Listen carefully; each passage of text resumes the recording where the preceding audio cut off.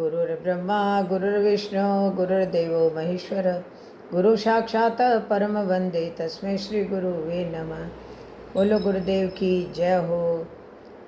अपने अपने माता पिता गुरुदेव की जय हो। राम जी की जय हो।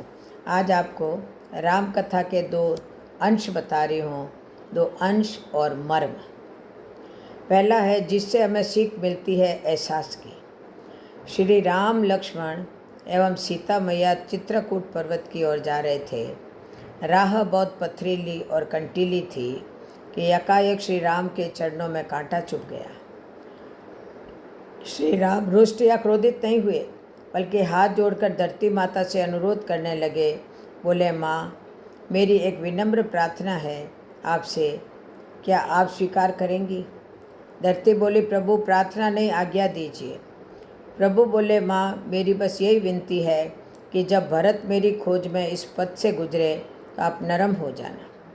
कुछ पल के लिए अपने आंचल के ये पत्थर और कांटे छुपा लेना। मुझे कांटा चुभा सो चुभा, पर मेरे भरत के पाँव में आघात मत करना। श्री राम को यूं व्यग्र देखकर धरा दंग रह गई। पूछा, भगवान, धृष्टता क्षमा हो, पर क्या भरत आपसे अधिक सुकुमार है?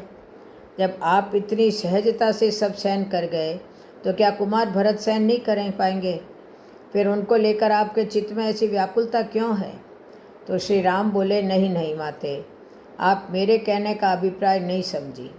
भरत को यदि कांटा चुभा तो वह उसके पाँव को नहीं, उसके हृदय को विदीर्ण कर देगा। हृदय विदीर्ण, ऐसा क्यों प्रभु? धरती माँ जिज्ञासा भरे स्वर में बोली। अपनी पीड़ा से नहीं माँ, बल्कि यह सोचकर कि इसी कंटीली राह से मेरे भैया राम गुजरे होंगे और ये शूल उनके पगों में भी चुभे होंगे। मैया, मेरा भरत कल्पना में भी मेरी पीड़ा सहन नहीं कर सकता, इसलिए उसकी उपस्थिति में आप कमल पंखुड़ियों सी कोमल बन जाना।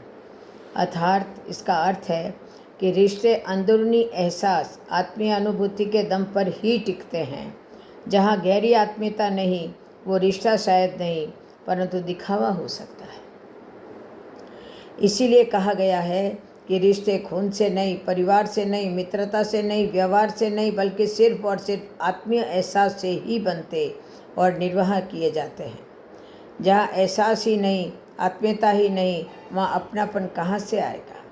जय श्री राम। अब कथा का दूसरा सारांश है कि राम ने भी माना कि राम से बड़ा है राम का नाम। एक और लघु कथा है रामायण की। सेतु निर्माण का कार्य चल रहा था। विशाल पाषाण खंड सागर में तैर रहे थे। वानर भालुओं का अद्वितीय साहस सराहनीय था। प्रभु श्री राम ने विचार किया कि यदि मेरे नाम के प्रभाव से पत्थर तैर रहे हैं तो मेरे द्वारा स्वयं पत्थर छोड़ने पर क्या होगा? ऐसा विचार कर प्रभु ने एक छोटा सा पत्थर सबकी नज़रों से बचाकर सागर में छोड़ा, किंतु वह डूब गया।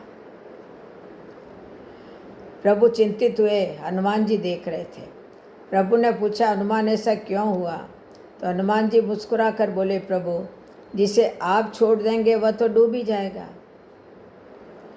राम कृपा ना सही सब रोगा, जो यही भांति बने सही होगा। बोलो जय श्री राम, जय जय श्री राम, जय जय श्री राम।